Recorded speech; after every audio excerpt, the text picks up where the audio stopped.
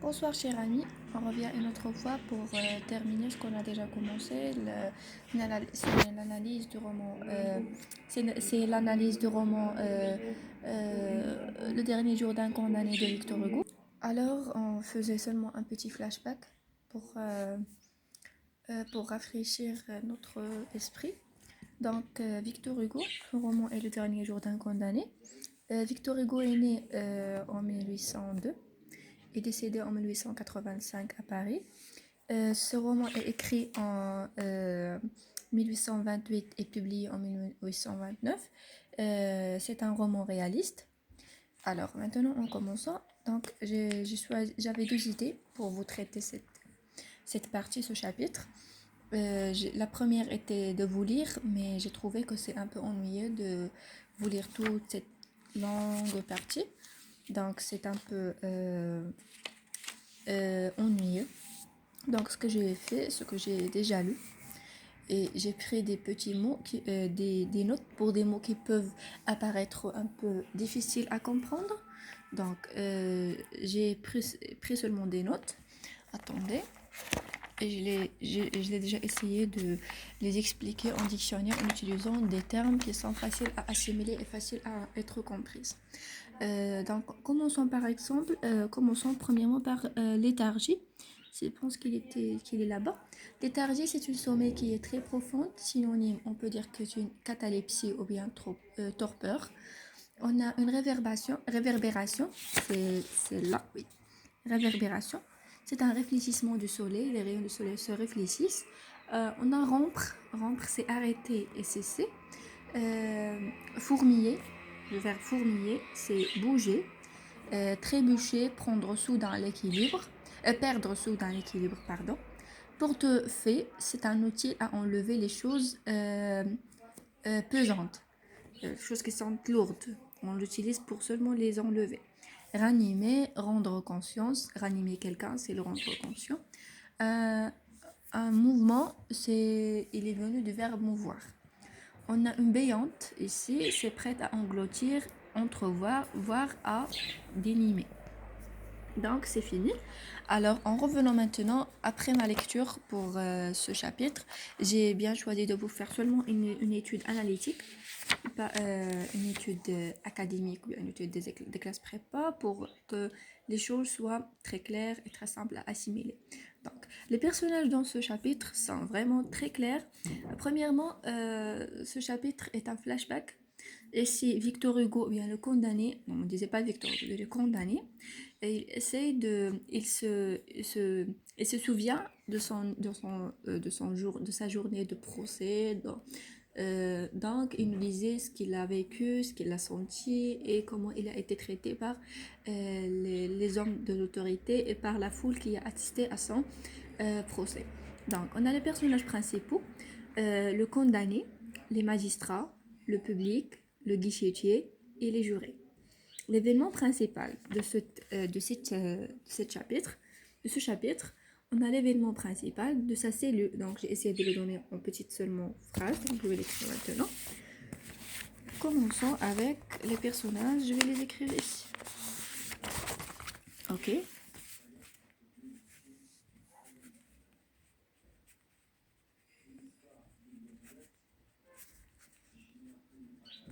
Personnages principaux.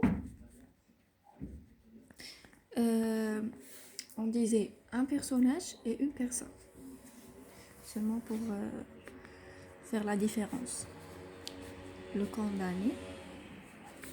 J'écrivais ces choses-là pour que vous preniez des notes. Pour que toute votre cursus d'apprentissage soit en ordre. Le public, le guichetier, je vais seulement vous faire attention à votre accent. Vous devez essayer votre mieux que votre accent soit merveilleuse et soit à la hauteur et soit comprise et assimilée par tout le monde. L'événement principal, parce que je pense que pour moi, personnellement, la langue française et l'accent, c'est la seule chose qui la diffère des autres langues. C'est une chose qui est bien contrôlé, bien articulé, qui consiste à utiliser tout l'appareil phonatoire. En parlant des lèvres, des dents, du nez, du pharynx.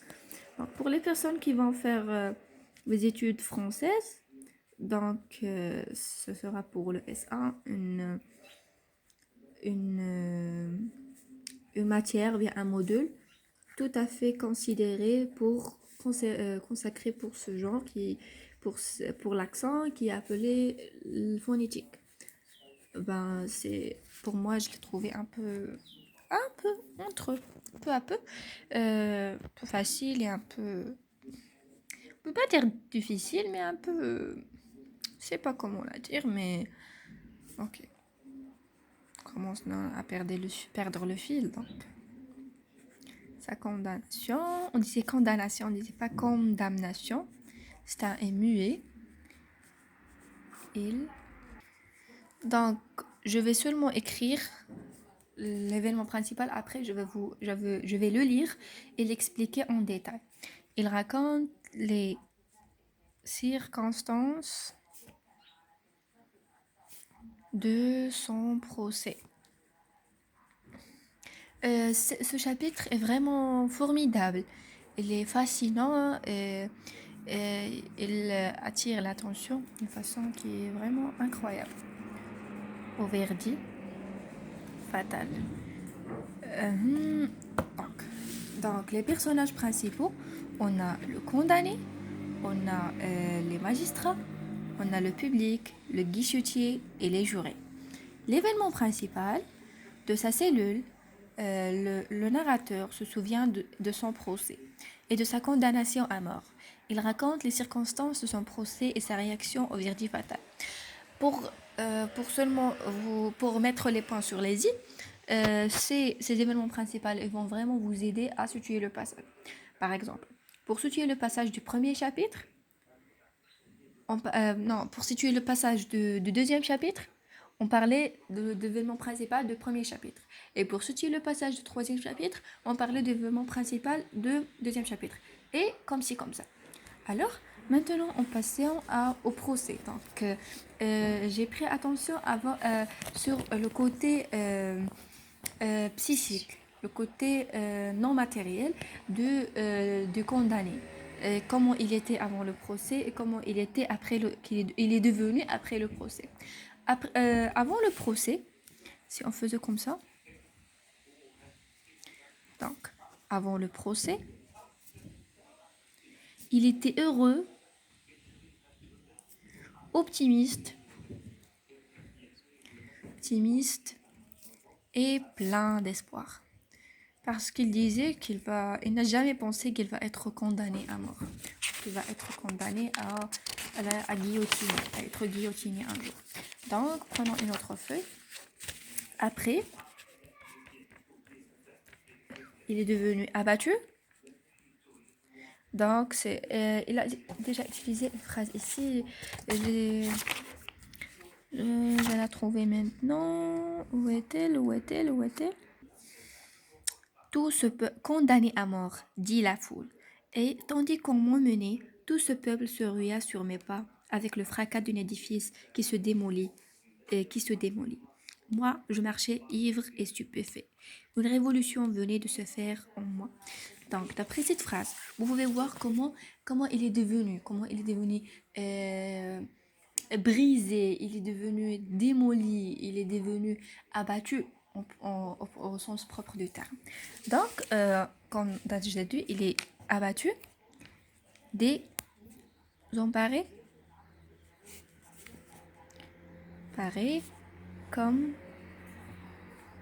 Ah merde, l'écriture est devenue vraiment... Encore et anéanti. Maintenant, c'est ça tout ce que s'y concerne le deuxième chapitre maintenant. Personnellement, ce genre de résumé m'ont vraiment donné service, m'ont vraiment aidé à bien comprendre le dernier jour d'un condamné. Et malgré qu'il n'était pas été traité dans le régional, mais il était vraiment très facile à être assimilé. Et ça a été la même façon avec laquelle notre professeur a travaillé avec nous, la boîte à merveilles et Antigone. Et je pense que c'est une méthode qui est vraiment, euh,